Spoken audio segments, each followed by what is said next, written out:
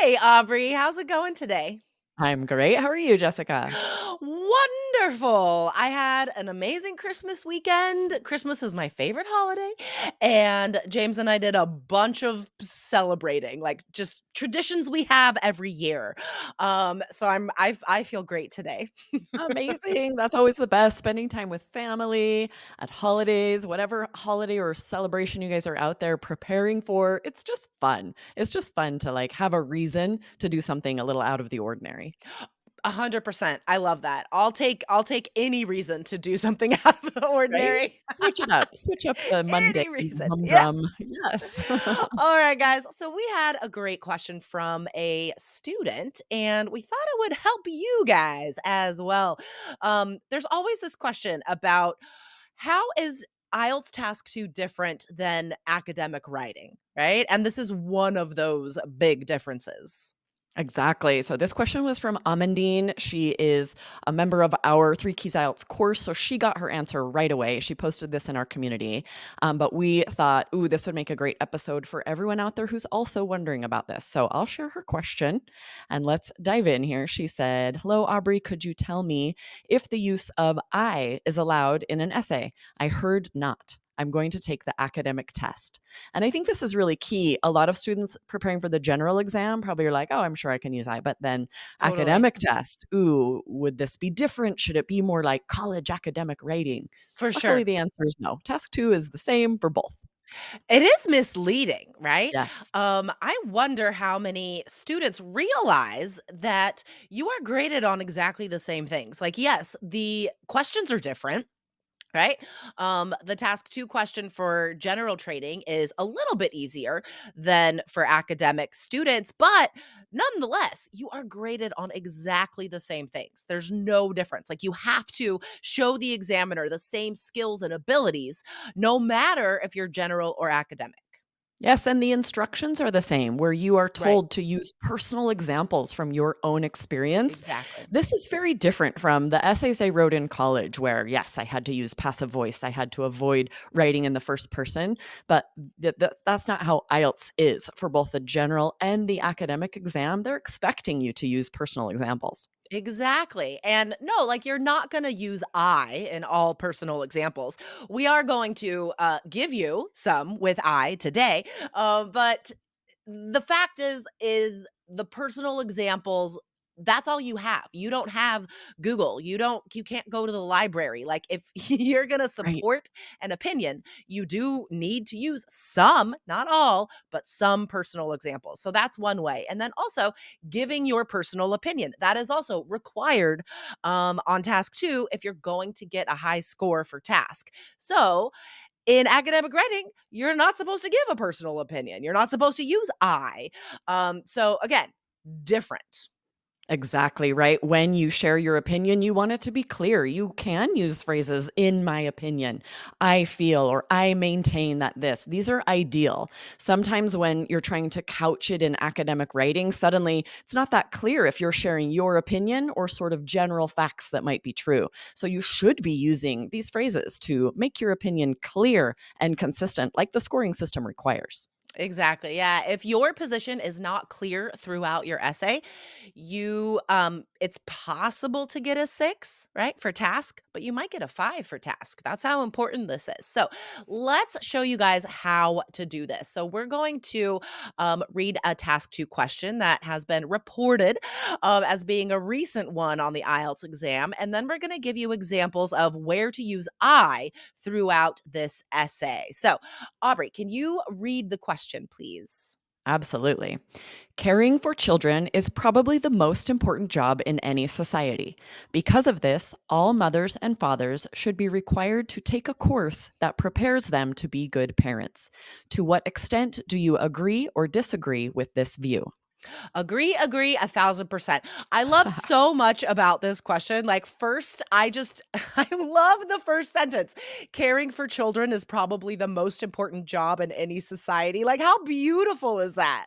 It's Right? so Good here. validating as a parent to be like, okay, life is stressful, but like, I am just honorable for I raising a agree. child. Especially as society evolves and, a lot of jobs start to have sort of this um, assumption that they're more important than child rearing. I Right. agree. This is good. All of the parents out there, this is an incredibly important job. All of the time you're putting into this is vital. So thank you, IELTS, for I giving us know, that right? reassurance. I love it so much. Okay, so first, guys, we're going to show you how to use I in an opinion, a personal opinion, throughout this essay. And then we're going to give you some sentences using I in personal examples. Okay, so first, the first place that you're going to use I is in the introduction. Again, you have to have a clear position throughout the essay. So start giving it immediately, as in the first paragraph of your essay. So, how could we use I in the introduction, Aubrey?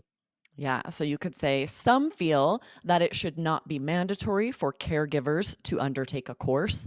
However, I believe that this would be a very positive requirement, right? So that I believe right there, your opinion is very clear, consistent. Yes, Yes, use I here. you have to. You have to use I. If not, then I don't know that it's your opinion, right? You're just Exactly. saying some people think this and other people think this, but that doesn't tell me your position on the topic, right? Right. And even if you just say it should be required, you might think, oh, that's clearly my opinion. I'm saying it should be required. Not necessarily. Right. The Exactly. examiner could look and they'd be like, by who you think that, or Right. just people in general think that. So, yes, use I. Exactly, exactly. So, in body paragraph one, right? This is the second paragraph of your essay. This is where we recommend you give reasons and examples for the other side, right? People that don't agree with you. You don't have to use I here, right? You're just saying, like, other people think this because, right? So I would begin this paragraph by saying, as to those who disagree with this idea, and then I would give reasons and examples for that, right? And then the very beginning of body paragraph two, which is paragraph three of your essay. I know it's kind of confusing, but there you go. Here is where I would give a strong personal opinion directly, right? So, Aubrey, how could we begin this next paragraph? Yeah, it could be nevertheless, I maintain that an educational opportunity for parents would be incredible or invaluable. Yes, this is ideal, right? You've already stated your opinion in the introduction. So I maintain makes perfect sense. You're sort of saying, I still believe this. Exactly, and it's a very cohesive way to show Yes, that consistent position the examiner is looking for. So see how necessary it is to have a template to follow, right? So you're fulfilling all of these requirements, right? Stating that personal opinion in the introduction, and that allows you to cohesively continue that position in paragraph 3 by saying, "I maintain," right? It connects it all together.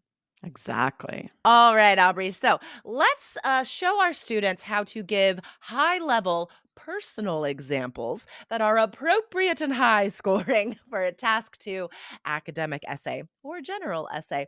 So, body paragraph one. Here is where we're talking about the other side, right? You can still give a personal example for the other side. This is empathy. It's also high Yes. scoring. So, Aubrey, what could be that example? So you could say, take my mom for instance. She grew up as the eldest of 6 siblings. I know firsthand that she learned all the skills she needed as a young person and thus would have gained very little from a parenting class. Awesome. My mom would definitely agree with this statement. She's like, I don't need a parenting class, but we could all use it.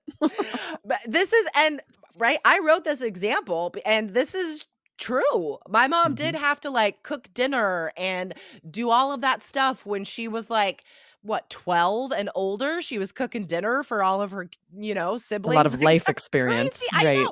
And like sewing clothes and stuff. I was like, "Oh my gosh, I do not want that pressure on any child." Right, totally.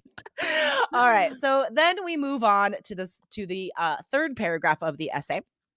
This is body paragraph 2, in which I support my opinion. So I would continue that body paragraph with a personal example and say, as an illustration, I am a shining example of a parent who could have benefited from education about child rearing. Let me just pause real fast, guys, and recognize how amazing the vocabulary is and how formal the sentence structures are, even though we're talking about personal experience. So I do want you guys to take note of that. Okay, so continuing this example. When leaving the hospital after having my first child, I was severely unprepared and had extreme trepidation about caring for a child. In fact, I didn't know how to properly secure the infant seat in my car. Oh my gosh. I know, Aubrey, you wrote this example, but I remember having that experience too. Just being like, somebody should have taught me how to do this. This seems important. Right? You're leaving the hospital like, Really? I'm allowed to take this child home? I don't know what I'm doing." Like, who decided to entrust me with this little human who Terrible needs idea. everything? What is happening right now?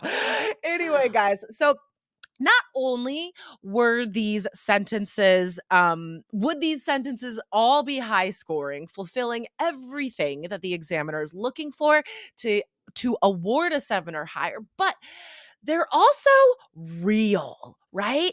And that comes through in your essay. This is strong support, right? Yes, exactly right. The examiner is looking for detail. And if you aren't, taking from personal experience, it is difficult to come up with the level of detail that you need to share in, the support and the examples for your body paragraphs. So Mhm. rather than try to think of some academic way to support your opinion, draw from personal experience, just like it says in the instructions. And like Jessica Exactly. said, it will be easier for you to come up with details. Exactly, exactly. So the takeaway, guys, is yes, you do need to use I in your opinions that you must give directly in your essay. And you can use I when you give personal examples. But remember, don't have more than one personal example in your essay, though. Right. So let's say a personal example is great for one paragraph, and then try to use a real world example from something you read in the news or something about your culture, tradition, society that you see around you. That should be where you draw from in the other paragraph. Yeah, this is why you need to be taking in a lot of English, listening to podcasts, reading the news, because you need variety also in your examples. And that's where you can be getting it on any topic that you might get on test day. I'm just laughing right now because like every time like I pick up James from school or something and I'm always like, "Oh, like I learned the coolest thing." And he's like, "What podcast was it on?" Anyway, the point is, guys, that yes, podcasts are amazing and that is how you should be preparing for IELTS. Okay, guys, thank you for listening to this podcast and we'll be back on Friday. Awesome. See you guys Friday. Bye. Bye.